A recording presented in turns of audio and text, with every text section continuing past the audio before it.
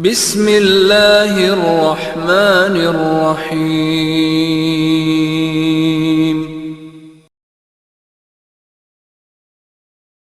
اعوذ باللہ من الشیطان الرجیم، بسم اللہ الرحمن الرحیم، الحمد للہ رب العالمین، صلی اللہ علی محمد وآلہ الطیبین الطاہرین المعصومین الذین اذهب اللہ عنہم الرجس وطہرہم تطہیرا۔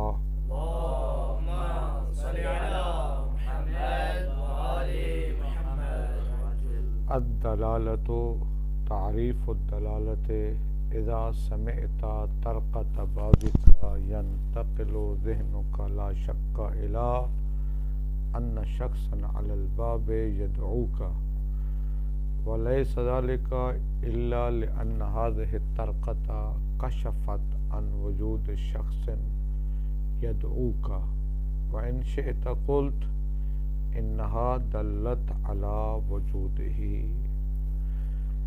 گزشتہ درس میں بڑی تفصیلی بات ہوئی ہے مباحث الفاظ کے بارے میں، ہم کیوں مباحث الفاظ منطق میں لے آتے ہیں۔ تو ہم نے کہا کہ ٹھیک ہے، منطق کا کام معانی اور مفاہیم سے بات کرنا ہے، لیکن الفاظ اور معنی کے درمیان چونکہ ایک مضبوط رابطہ ہوتا ہے تو عمومی حوالے سے ہم منطق میں الفاظ کے بارے میں بحث کرتے ہیں، ایسی بحث جو ہر زبان میں ہوتی ہے۔ ہم نے پیچھے کہا کہ الفاظ کو سنتے ہی ذہن فوراً ان کے معنی کی طرف منتقل ہو جاتا ہے۔ جیسے لفظ سنتے ہیں تو فوراً ذہن، یہ جو انتقال ذہنی ہے، اسی انتقال ذہنی کو دلالت کہتے ہیں۔ یہ دلالت کے مرون منت ہے، یہی دلالت ہے کہ لفظ سنتے ہی ذہن معنی کی طرف منتقل ہو جائے، یہ دلالت ہے، یہی دلالت ہے۔ چونکہ دلالت صرف اسی قسم میں منحصر نہیں ہے، دلالت کی اور بھی قسمیں ہیں، اسی وجہ سے مباحث الفاظ کے آغاز میں یہ دلالت کی بات کر رہے ہیں۔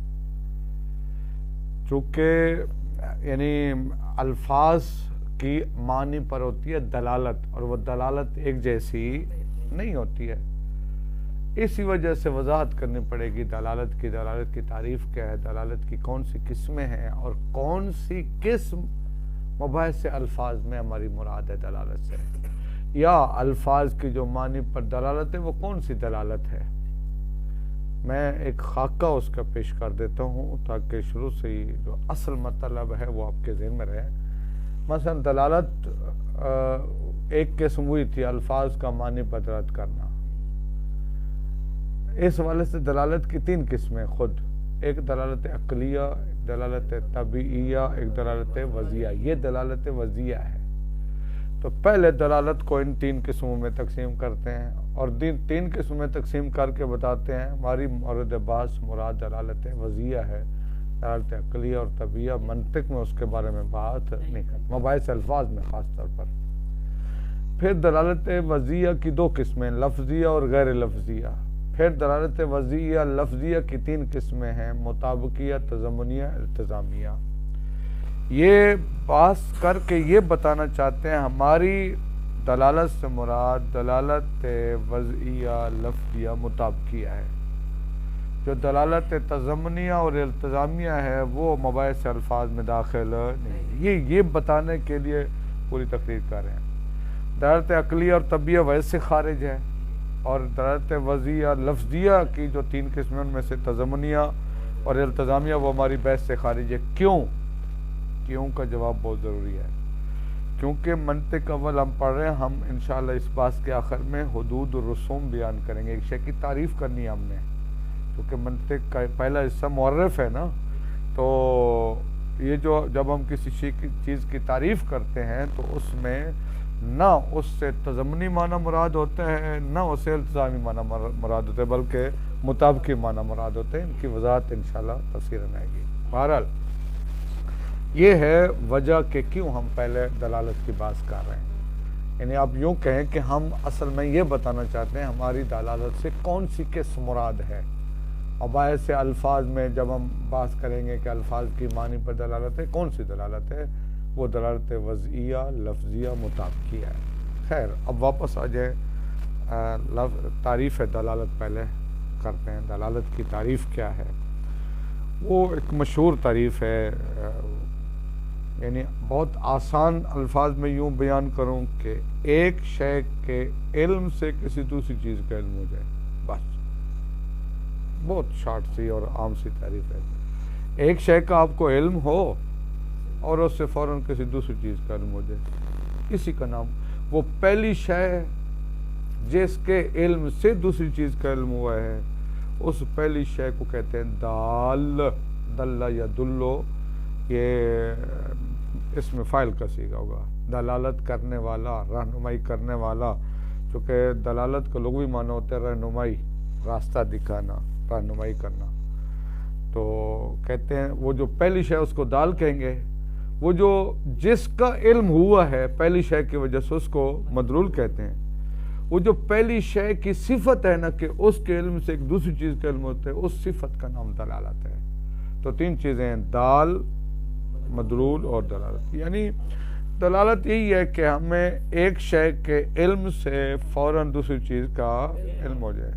آپ گھر میں بیٹھے ہیں، کھانا کھا رہے ہیں یا مصروف مطالعے ہیں، اچانک دروازے پر دستک کی آواز آتی ہے یا بیل کی آواز آتی ہے، ٹھیک ہے. آپ کی سماعت سے آواز ٹکرائی ہے، یہ آواز آپ کو سمجھا رہی ہے، آپ کی رہنمائی کر رہی ہے، بھئی باہر ہو، ایک شخص موجود ہے جو آپ کو بلا رہا ہے. یہی دلالت ہے. تو وہ جو دستک ہے یا گھنٹی کی آواز ہے وہ دال، دروازے پر جو موجود شخص ہے وہ مدلول، اور وہ جو گھنٹی کی صفت ہے، گھنٹی کو اس لیے بنایا گیا ہے تاکہ یہ نہ بتائے کہ سردیوں کا موسم آ گیا ہے. یہ بتانے کے لیے بیل نہیں بجائی جاتی ہے. دستک یہ بتانے کے لیے نہیں ہوتی بھی بھئی چاند گرہن ہو گیا ہے، جی بارش ہونے والی ہے، جناب آپ کا فرض کریں بھی آپ کو بھوک لگی ہے، ٹھیک ہے جی، باہر وہ جناب لڑائی ہو گئی ہے، یہ بتانے کے لیے بھی نہیں ہے. وہ بیل کی صفت یہ ہے، وہ یہ صرف یہ بتانے کے لیے وضع کی گئی بھی جب میری آواز ٹکرائے تو سننا کوئی نہ کوئی آیا ہوا ہے، ٹھیک ہے. یہی دلالت ہے. تو وہ گھنٹی دال، دروازے پر موجود شخص مدلول، گھنٹی کی جو صفت ہے اس کو کیا کہتے ہیں؟ اس کا نام دلالت ہے. اب تک توجہ کریں، یہیں سے آگے لے جانا ہے کہ دلالت کی ہم نے تین قسمیں کرنی ہے. کیوں؟ توجہ کرنا ہے اس کو. کہتے ہیں کہ دال اور مدلول کے درمیان ایک تعلق کا ہونا ضروری ہے. یوں بھی کہہ سکتا ہوں ایک شے کے علم سے دوسری ہر شے کا علم نہیں ہوگا، دوسری اس شے کا علم ہوگا جس کا اس پہلے والی شے سے کوئی تعلق اور رابطہ ہوگا. اس کو عربی میں ایک لفظ استعمال ہوتا ہے علاقہ، علاقاتن یا علاقاتن، جس کا نام تعلق، رابطہ، نسبت، رشتہ، ٹھیک ہے جی. تو ایک شے کے علم سے دوسری اس شے کا علم ہوگا جس کا اس سے کوئی تعلق ہو. اس کا مطلب ہے دال اور مدلول کے درمیان علاقہ کا ہونا ضروری ہے، تعلق کا ہونا ضروری ہے. اگر دال اور مدلول کے درمیان رابطہ نہ ہو تو کبھی بھی ذہن منتقل نہیں ہوگا اس مدلول کی طرف دال سے، ٹھیک ہے. مثلا جب آپ لفظ انسان سنتے ہیں، آپ نے سنا لفظ انسان، اگر آپ کو وہ اس کا معنی ہے فرض کریں حیوان ناطق، سوشل اینیمل، لفظ انسان سن کر حیوان ناطق کی طرف ذہن تب منتقل ہوگا جب ہمیں پتہ ہو کہ اس لفظ اور اس معنی کے درمیان ایک تعلق ہے. سمجھ آگی بات نا؟ تو جس کو اس تعلق کا علم نہیں ہوگا اس کے لیے دلالت بھی نہیں ہوگی، اس کا ذہن لفظ سن کر معنی کی طرف منتقل بھی نہیں ہوگا. پس ذہن میں دال اور مدلول کے درمیان ایک تعلق کا ہونا ضروری ہے. اچھا، تعلق ہوگا ذہن میں. کہتے یہ دنیا اسباب کی دنیا ہے، کوئی چیز بغیر سبب کے نہیں ہے. ٹھیک ہے نا. تو یہ جو ذہن میں ان دو چیزوں کے درمیان تعلق ہے یہ بغیر سبب کے نہیں ہوگا. اس کا کوئی نہ کوئی کیا ہوگا؟ سبب ہوگا. بغیر سبب کے انتقال ذہنی ممکن ہی نہیں ہے. یہ جو دو چیزوں کے درمیان ایک تعلق پیدا ہو گیا ہے یہ بغیر کسی واسطے کے نہیں ہو سکتا, بغیر کسی سبب کے نہیں ہو سکتا. یقیناً ایک کا ان کے درمیان کوئی نہ کوئی تعلق ہے. اب یہ تعلق تین طرح کا ہوتا ہے, توجہ فرمائیں. دال اور مدلول کے درمیان جو تعلق ہے یا وہ تعلق تکوینی ہے, خلقت کا ہے, یعنی دو چیزیں خلقی ایسے ہوئی ہیں کہ ایک دوسری کا لازمہ ہوگا, یا آپ کہیں دال اور مدلول کے درمیان ایک تکوینی تعلق ہے, یعنی ان کے وجود خارجی میں ملازمہ پایا جاتا ہے. اللہ تعالیٰ نے تکویناً ان دو وجودوں کو بنایا ہی ایسا ہے جب ایک ہوگا تو دوسرا بھی ہوگا. اس کو کہا جاتا ہے کہ دال اور مدلول کے درمیان ذاتی ملازمہ ہوتے ہیں ان کے وجود خارجی میں, جیسے آگ اور حرارت. حرارت لازمہ ہے آگ کا, تو آگ کا تصور ہو تو ذہن منتقل ہو جاتے حرارت کی طرف. یہ جو انتقال ہے اس کا سبب یہ ہے کہ تکوین ہے. اس کا سبب اللہ تعالیٰ نے آگ کو بنایا ہی ایسے ہے کہ جب آگ ہوگی تو یہ جو تعلق ہے اس کا تقاضا انسانی مزاج نہیں کرتا. اس کا اچھا یہ جو تعلق ہے یہ کسی عام بندے نے وضع کے ذریعے پیدا نہیں کیا, بلکہ ان کے وجود خارجی کو اللہ تعالیٰ نے بنایا ہی ایسے ہے, یعنی ان کے وجود خارجی میں ملازم پائے جاتے ہیں. سادہ مثال, آپ صبح بیٹھے ہوئے ہیں مدرسے میں, ابھی سورج طلوع نہیں ہوا, جیسے دیوار پر کرن, سورج کی کرن وہ دھوپ پڑے گی نا, فوراً ذہن منتقل ہو جاتا ہے سورج طلوع ہو چکا ہے, کر چکا ہے. تو کرن میں اور سورج کے طلوع ہونے کے وجود خارجی میں ملازمہ ہے. ہو ہی نہیں سکتا کہ کرن پڑے دیوار پر اور سورج طلوع نہ کر چکا ہو. کہتے ہیں اگر اس طرح کی دلالت ہو نا, اس طرح کا تعلق ہو دال اور مدلول کے درمیان, تو اس دلالت کو دلالت عقلیہ کہتے ہیں. چونکہ اس کا حکم عقل لگاتی ہے. عقل کہتی ہے جب ایک علت ہے دوسرا معلول ہے اور ان کی خلقت ایسے کہ ایک دوسرے کے بغیر یہ وجود میں نہیں آتے, تو پھر اس کا مطلب ہے پھر عقل کہتی ہے کہ آپ وہ جیسے ہی دال کا علم ہوتے تو فوراً ذہن چلا جاتا ہے کس کی طرف؟ مدلول کی طرف. ٹھیک ہے جی. یا ہم اور بھی مثالیں ہو سکتی ہیں, پیچھے دیوار کے پیچھے سے کسی کے سننے بات کرنے کی آواز سنیں تو ذہن منتقل ہو جاتے کوئی متکلم ہے, چونکہ آواز اور متکلم کا وجود ان میں ملازمہ پایا جاتا ہے. سمجھ آ گئی بات؟ اچھا, ایک اور بات بڑی اہم ہے, وہ اگرچہ بیان اگلی قسم میں کرتے لیکن میں پہلے بیان کروں. یہ جو احکام عقلیہ ہوتے ہیں, میں پہلے ایک مثال دیتا ہوں. کوئی بھی آپ حکم عقلی لے لیں, مثلا کل جز سے بڑا ہوتا ہے, یا نقیزین کا اجتماع محال ہوتا ہے فرض کریں, ٹھیک ہے. مثلا کتاب اور لا کتاب امپاسبل کہ ایک ہی وقت میں ایک ہی جگہ سے ایک ہی والے سے ایک شے کتاب بھی ہو اور لا کتاب بھی ہو, نہیں ہو سکتا ہے. اجتماع نقیزین کیا ہے؟ محال. یہ ایک حکم عقلی ہے.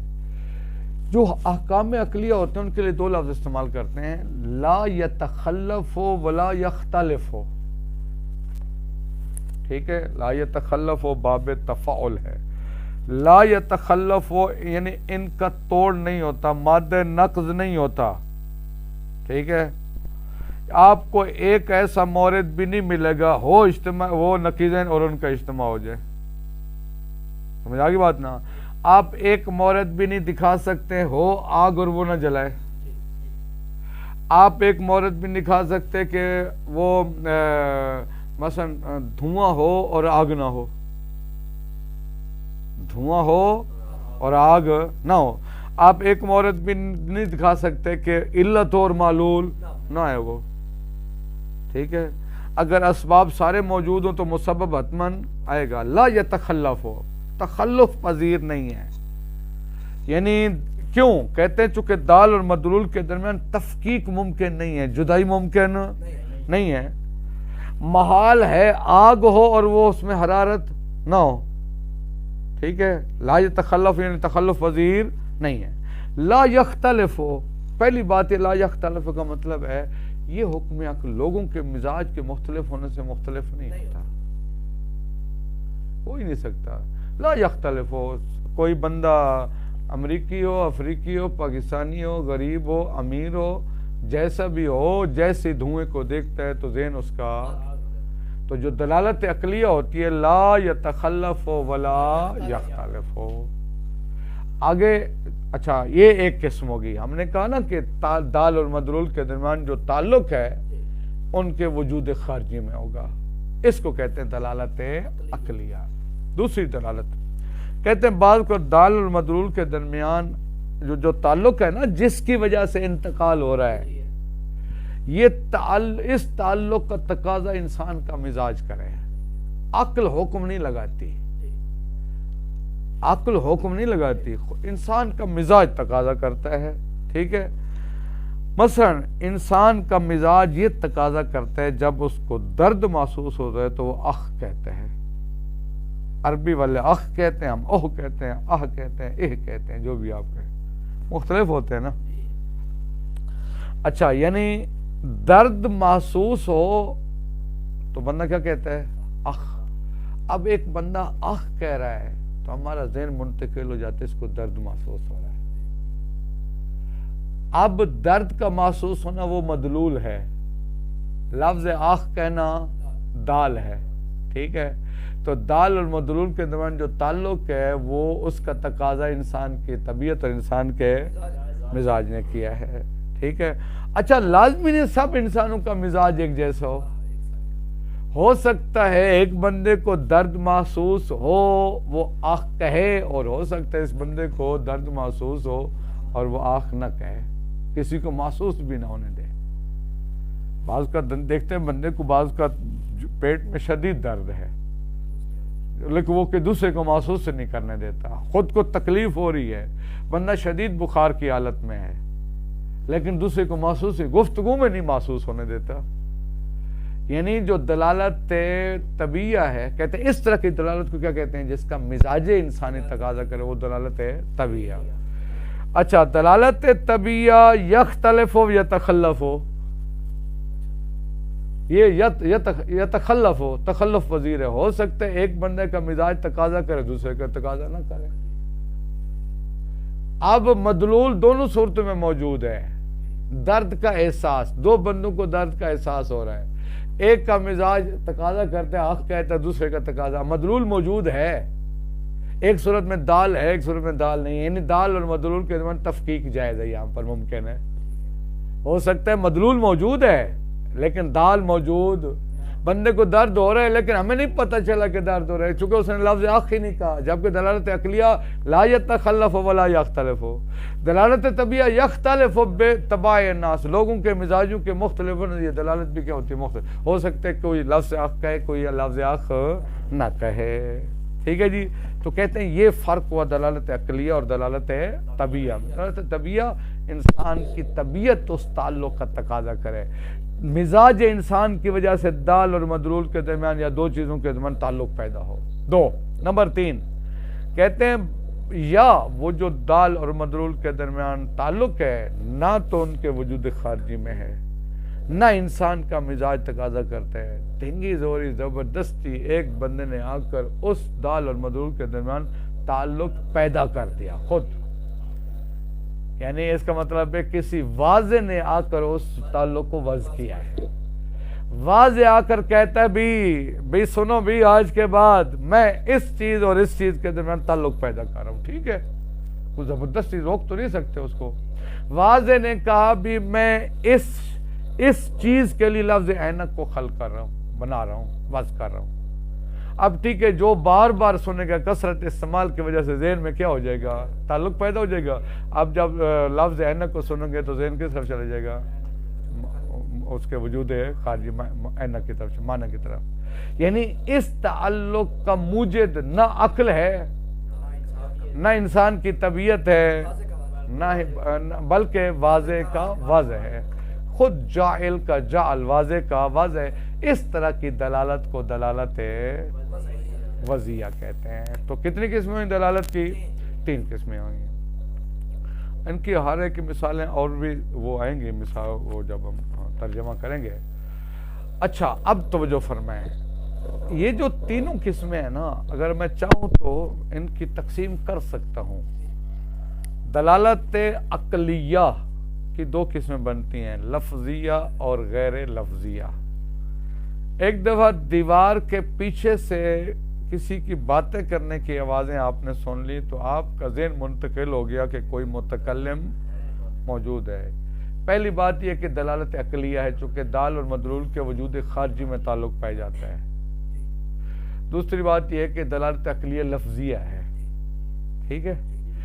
دھوئیں کو دیکھ کر آگ کی طرف جو دلالت، یہ بھی دلالت عقلیہ ہے لیکن غیر لفظیہ ہے، کیونکہ آپ نے کوئی لفظ بولا سنا نہیں ہے، دھوئیں کو دیکھ کر ذہن منتقل ہو گیا، آگ ہے۔ کسی کے قدموں کے نشان پہ تھے تو یہاں سے یقین ہو جاتا ہے کوئی یہاں سے چل کے گیا ہے۔ محال ہے کہ ایک بندہ وہاں سے نہ گزرے اور اس کے قدموں کے نشان ہو ہی نہیں سکتا ہے۔ تو قدموں کے نشان دال ہیں، شخص کا گزرنا، یہ دلالت عقلیہ غیر لفظیہ ہے۔ دلالت طبیعہ کی بھی 2 قسمیں ہیں۔ ایک دفعہ آپ کسی کی نبض چیک کرتے ہیں، وہ نبض کی تیزی دلالت کر رہی ہے کہ اس بندے کو بخار ہے، ٹھیک ہے جی، کہ اس بندے کو کیا ہے؟ بخار ہے۔ اب یہ دلالت طبیعہ ہے غیر لفظیہ ہے۔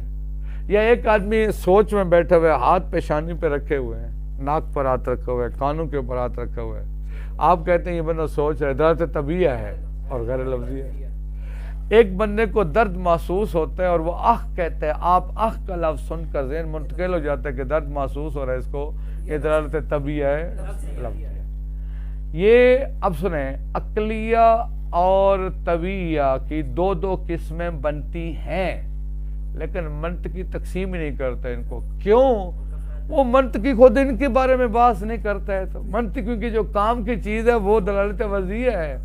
جب وہ خود دلالت عقلیہ اور طبیعہ کے بارے میں بحث ہی نہیں کرتا، مباحث سے الفاظ میں جو الفاظ کی معنی پر دلالت ہے وہ دلالت ہے ہی وضعیہ، دلالت عقلیہ اور طبیعہ ہے ہی نہیں۔ لہذا جب خود وہ مورد نظر نہیں ہے، وہ ہمارے کام کی چیز نہیں ہے، تو تقسیم کرنے کا فائدہ کیا ہوا؟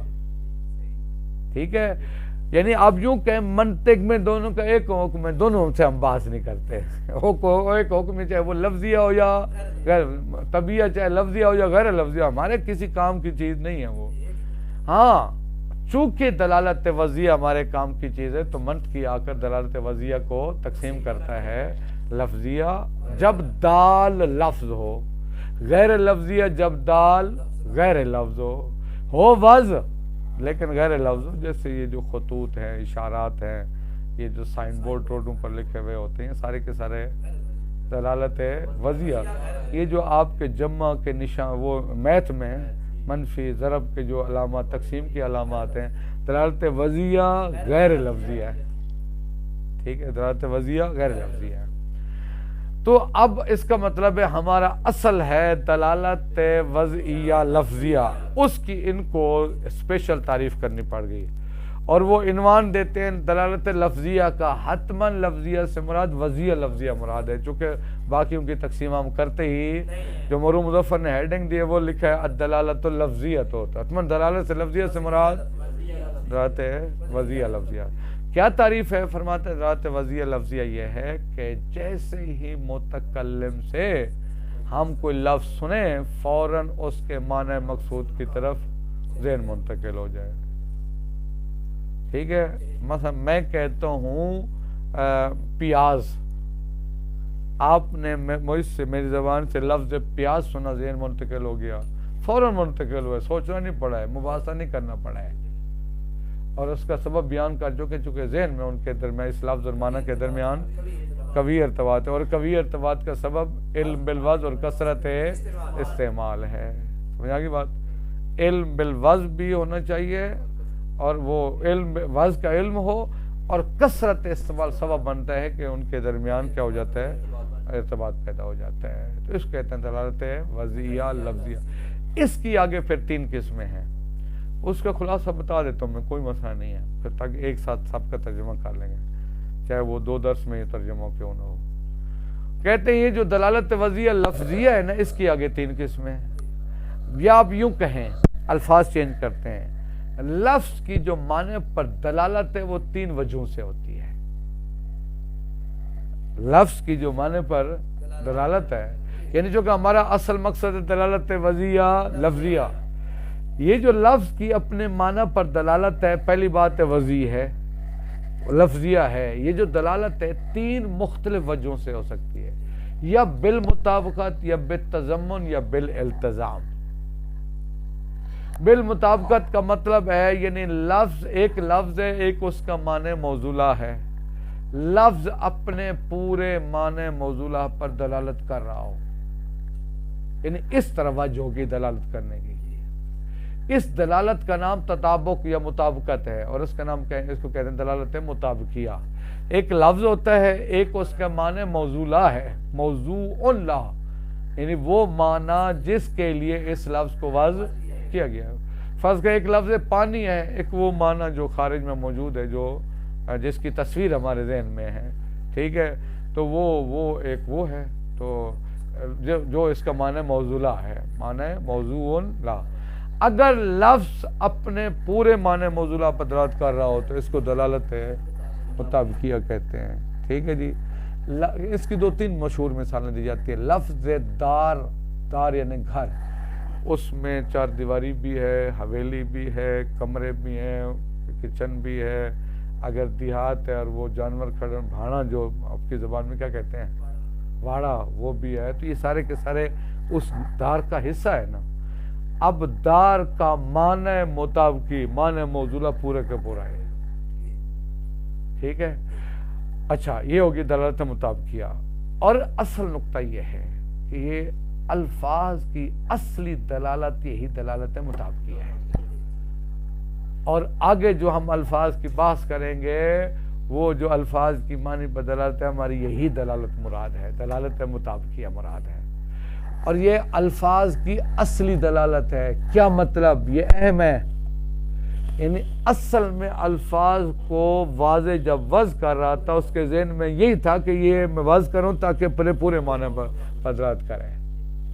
یہ الفاظ کی اصل واضح ہے کہ وہ پورے معنی موصولہ پر کیا کرے، دلالت کرے. یہ ہوگی دلالت مطابقیہ.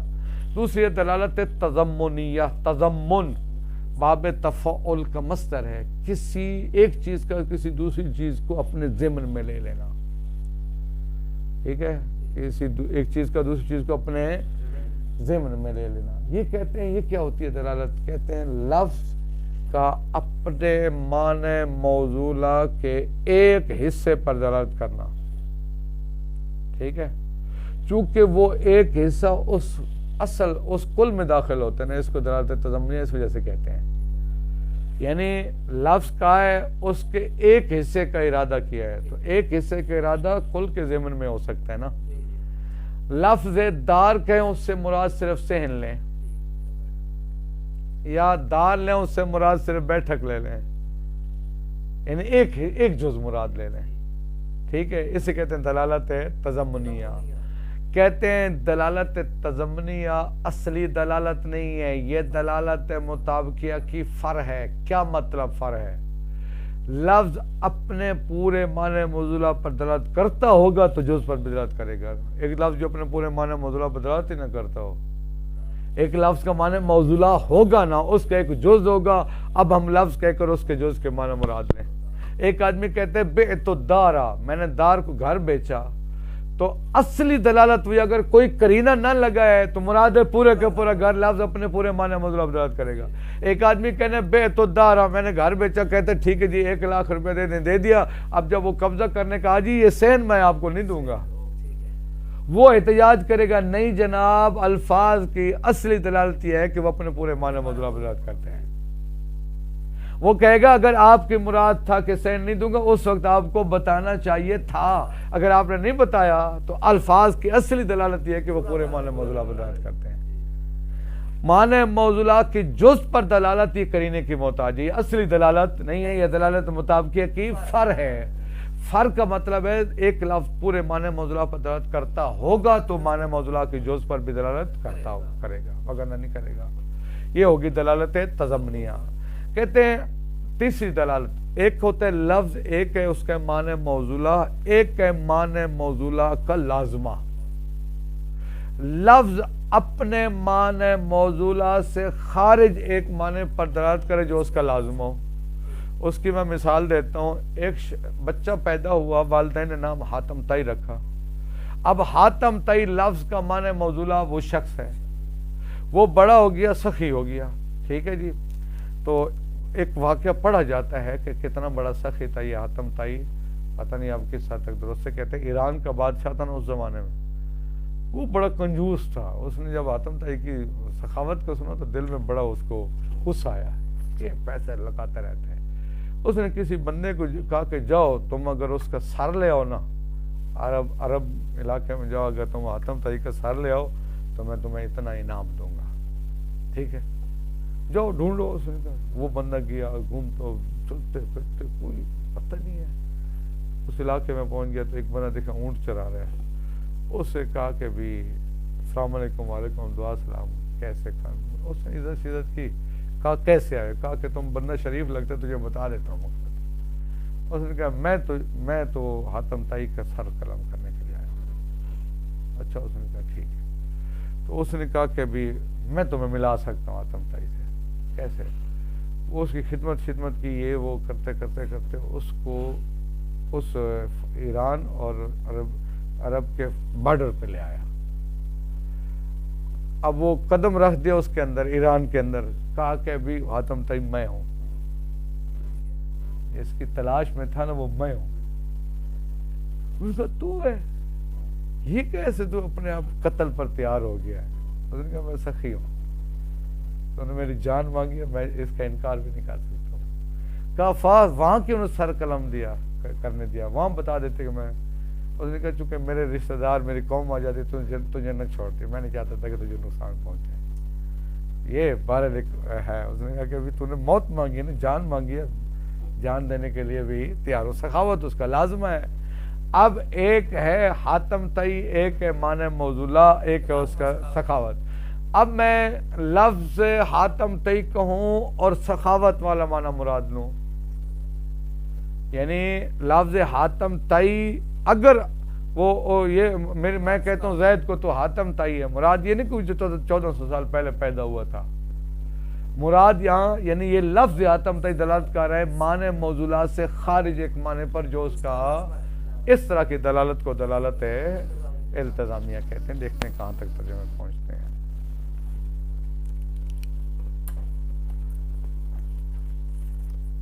الدلالت و تعریف الدلالت اذا سمعت ترکت بابک ینتقل ذہنک لا شک الی ان شخصا علی الباب یدعوک۔ اذا سمعت جب آپ سنتے ہیں، ترکت بابک دروازے کی دستک کی آواز یا گھنٹی کی آواز، ینتقل ذہنک آپ کا ذہن منتقل ہو جاتا ہے، لا شک، یہ ایک پوائنٹ ہے لا شک میں بھی۔ ایسے ایک نقطہ اگر آپ سمجھیں نا، یہ جو تینوں دلالتیں ہیں نا، دلالت ان میں عقل دخیل ہے، دلالت وضعیہ بھی بغیر عقل کے تو نہیں ہو سکتی نا۔ عقل کہتی ہے جب اس لفظ کے اس معنی کے لیے وضع کیا گیا ہے تو کیا ہوگا، کہ آپ کا ذہن منتقل ہوگا۔ دلالت طبیعہ میں بھی عقل کی دخالت تینوں میں ہے۔ جو صرف دلالت عقلیہ ہے اس میں طبیعت اور وضع کا کوئی تعلق نہیں ہے، لیکن جو دلالت وہ ہے وضعیہ میں وضع کا تعلق ہے، دخالت ہے، اور دلالت طبیعہ میں مزاج کی دخالت ہے، وگرنہ تینوں میں عقل دخیل ہے۔ جیسا ایک کہتے ہیں اس میں مکان، ایک اس میں زمان، تو کوئی مکان بھی تو زمانے سے خالی نہیں نہ ہوتا نا، لیکن اس میں زمان سے مراد جہاں زمانے کو مدخلیت حاصل ہو، اس میں مکان میں زمانے کو مدخلیت نہیں ہے، لیکن بالآخر کوئی اس میں مکان زمانے سے خالی، لا شکا کا مطلب ہے حتماً انتقال ہوگا، یہ وضع ہو چکا ہے تو اب انتقال ہوگا۔ اب یوں کہ ایک طرح کی وہ عقل کا حکم ہے، اگر آپ نے ایک لفظ کے ایک معنی کے لیے وضع کر دیا ہے، ذہن میں ان کے تعلق پیدا ہو گیا ہے، اب حتماً آپ جب لفظ سنیں گے ذہن کی طرف منتقل ہوگا. ٹھیک ہے جی. تو کہتے ہیں لا شکا اسی طرح اشارہ ہے. کہتے ہیں جب بھی آپ ایک گھنٹی کی آواز سنتے ہیں تو حتماً ذہن منتقل ہو جاتا ہے الا اس بات کی طرف ان شخصاً علی الباب یدعو کا دروازے پر ایک شخص ہے جو آپ کو بلا رہا ہے. ولیس ذالک اور ایسا نہیں ہے یعنی گھنٹی کی آواز سن کر ذہن کا منتقل ہونا کہ دروازے پر کوئی شخص موجود ہے الا اس وجہ سے لأن هذه ترکتہ کشفت کیونکہ یہ گھنٹی ترجمانی کر رہی ہے ان وجود شخص ایک شخص کے وجود کی یدعو کا جو آپ کو بلا رہا ہے. وَإِن شِئْتَ قُلْتَ اگر آپ کہنا چاہے تو اس طرح کہیں کہ انہا دلت علی وجودہی انہا یہ ترکہ دلالت کر رہا ہے اس شخص کے وجود پر. اذن ترکت الباب دال ووجود الشخص الدائی مدلول وہ جو گھنٹی ہے وہ دال ہے دروازے پر بلانے والا موجود شخص وہ مدلول ہے. وہاں سے صفت التی حصلت لترکتے یہ جو ترکہ کو یعنی گھنٹی کو یہ جو صفت حاصل ہے صفت میں نے بتایا ابھی گھنٹی کو اسی کے لباس کیا گیا ہے یہ بتانے کے لیے کہ بارش ہونے والی ہے یہ بتانے کے لیے کہ کل چھٹی ہوگی یہ بتانے کے لیے ہے کہ کوئی دروازے پر شخص موجود ہے. وَهَكَذَا كُلُّ شَيْءٍ إِذَا عَلِمْتَ بِوُجُودِهِ اسی طرح جب اگر آپ کو کسی چیز کا بھی علم ہو فَيَنْتَقِلُ ذِهْنُكَ مِنْهُ إِلَى وُجُودِ شَخْصٍ آخَرَ اس سے آپ کا ذہن منتقل ہو جائے ایک اور شخص شے کے وجود کی طرف تو نسمی ہے دالن تو اس پہلی شے کو ہم دال کہیں گے وَالشَّيْءَ الْآخَرَ مَدْلُولًا دوسری شے کو ہم مدلول کہیں گے. وَهَذِهِ صِفَةُ الَّتِي حَصَلَتْ لَهُ دَلَالَةً یہ جو صفت ہے جو اس کو حاصل ہوئی ہے پہلی والی شے کو اس کا نام دلالت ہے. فَيَتَّضِحُ مِنْ ذَلِكَ أَنَّ دَلَالَتَ ہی دلالت یہ ہوگی کون الشیء بحالت ایک شے اس حالت میں ہو اذا علمت بوجودہ جب آپ کو اس کے وجود کا علم ہو انتقل ذہنوں کا الی وجود شیء آخر تو آپ کا ذہن منتقل ہو جائے ایک اور شے کے وجود کی طرف. اقسام الدلالت لا شک ان انتقال الذہن من شیء الی شیء لا یکون بلا سبب دنیا اسباب کی دنیا بھی کوئی شک نہیں ہے کہ ذہن کا ایک شے سے دوسری شے کی طرف انتقال منتقل ہونا بغیر سبب کے ولیسا سبب اور سبب نہیں ہے الا رسوخ العلاقۃ بین الشیئین فی ذہن چونکہ ذہن میں ان دو چیزوں کے درمیان تعلق مضبوط ہو چکا ہے. وہذہ العلاقۃ ذہنیۃ ایضا لها سبب یہ جو ذہن میں تعلق پیدا ہو یہ بھی بغیر سبب کے وسبب العلم بالملازمت بین الشیئین خارج ذہن اس کا سبب یہ کہ ہمیں علم ہے کہ خارج ذہن ان دو چیزوں کے درمیان کیا پایا جاتا ہے ملازم پایا جاتا ہے. والاختلاف هذه الملازمت اور اس ملازمہ کے مختلف ہونے کی وجہ سے من بیانیہ کے مختلف کس طرح ہے من کون ذاتیتاً او طبیعتاً او بواضع واضع و جعل جاعل یعنی ہو سکتا ہے یہ ملازمہ ذاتی ہو یا طبی ہو یا واضح کے وضع اور جائل کے جال کی وجہ سے ہو.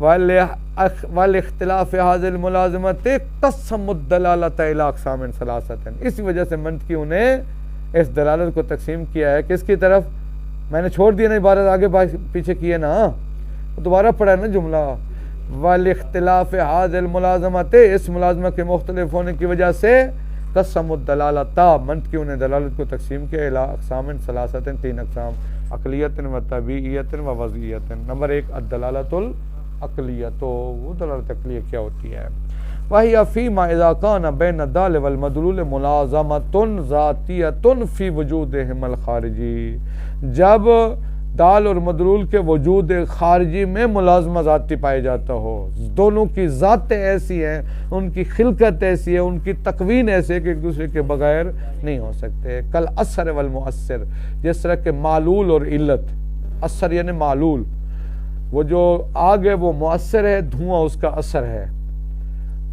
وہ شخص کا گزرنا وہ مؤثر ہے پاؤں کے نشانات اس کا اثر ہے.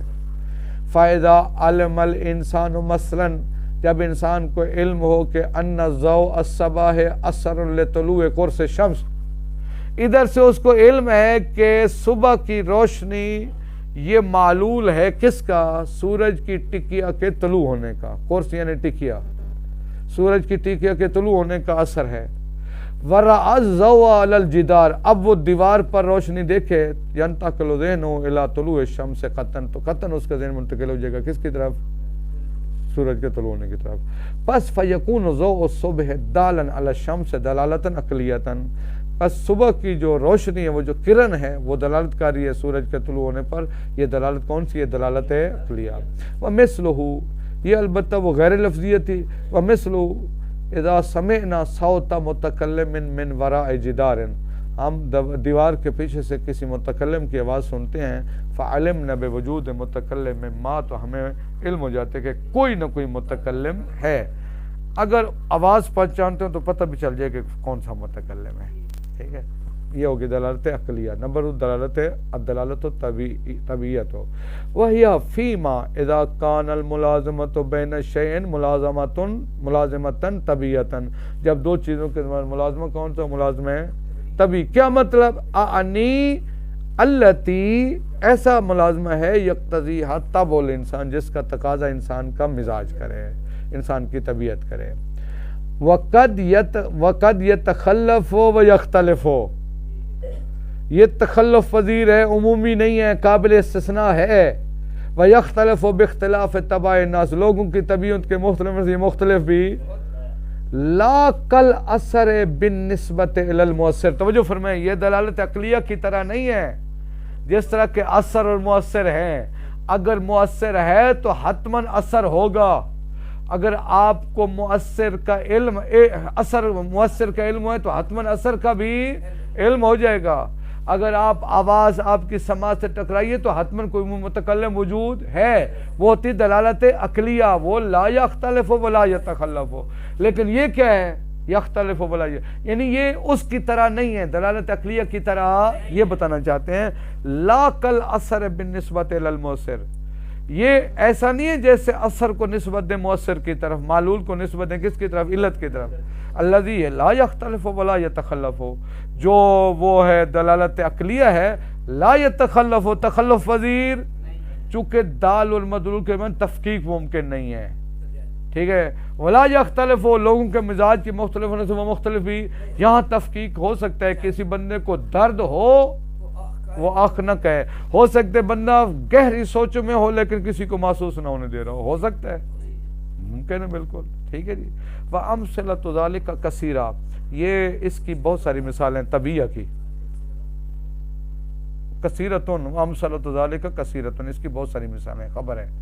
فَمِنْهَا، ان مثالوں میں سے ایک ہے اقتضاء طبع بعض الناس، بعض لوگوں کی طبیعت کا تقاضا کرنا، ان یقول آخ، وہ آخ کہتے ہیں عند الحس بالعلم، جب رنج اور درد محسوس کرتے ہیں.